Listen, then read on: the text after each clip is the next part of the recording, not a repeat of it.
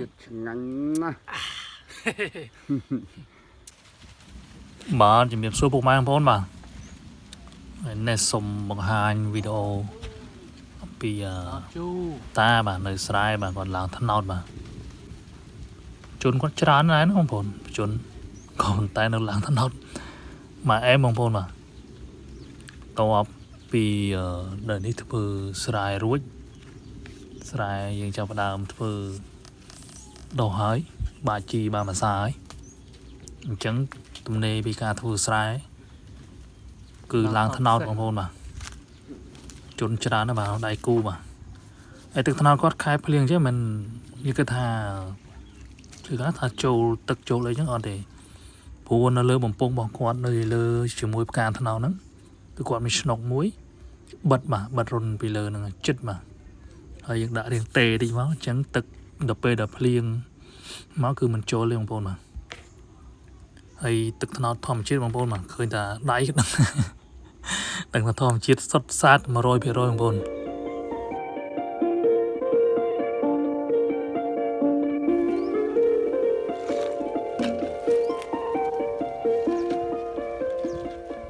ហើយនេះគាត់កំពុងតែត្រង់ហើយបងប្អូនបាទត្រង់ហើយត្រង់ហ្នឹងក៏ត្រង់ធម្មជាតិទេបងប្អូនបាទគឺมันមានអីធម្មនេះទេគឺស្បៃយើងធម្មតាក៏ប៉ុន្តែទឹកថ្នោតគាត់ដល់ពេលតែចុះពីដើមមកមិនទៅភ្លក់នៅដើមហ្នឹងទេគឺมันបានហូបទេបងប្អូនបាទព្រោះដោយសារអីអ្នកនៅចាំខាងក្រៅខាងក្នុងគឺទេកក់អស់ហើយបាទកក់អាលេងឆិលហ្មង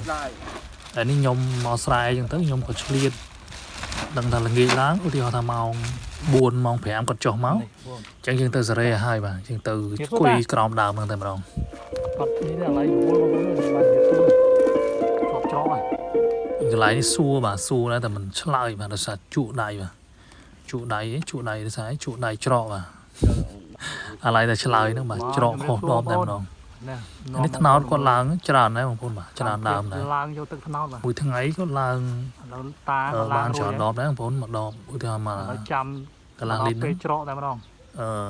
ហើយទីទៀត1500អញ្ចឹងទៅហើយយើងជួយច្រើនទៅចុះដែរបាទជាតិមិនទៅដឹងមើលតែច្រកទៅដឹងថាធម្មជាតិដែរបាទពេលយោបល់ធ្វើស្រែឆ្លៀតជើងឡើងថ្នោតឡើងអីយកលុយទិញម្ហូបទិញអីខ្លះបងប្អូនបាទ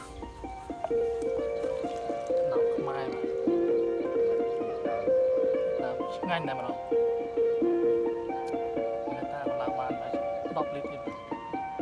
បងប្អូនមកស្រែអីភ្លេចបាទឡៅខ្មែរបាទធម្មជាតិនេះតាមឡៅបងហើយបងប្អូនឃើញហើយសលេងរបស់ខ្ញុំកំពុងតែសម្ភាសគាត់បាទតែគាត់ញាប់ដៃញាប់ជើងបាទយ៉ាដកកបិតមកមិនដកកបិតមិនធម្មតាដកកបិតមកកាត់ខ្សែទេបងប្អូនมันមានធ្វើអ្វីប្លែកទេបាទនៅស្រែបំឡើងទៀតចម្លែកហើយថ្នោតទៅចុះមកដាក់តែម្ដងបាទចុះមកដាក់ចុះបានពងទេ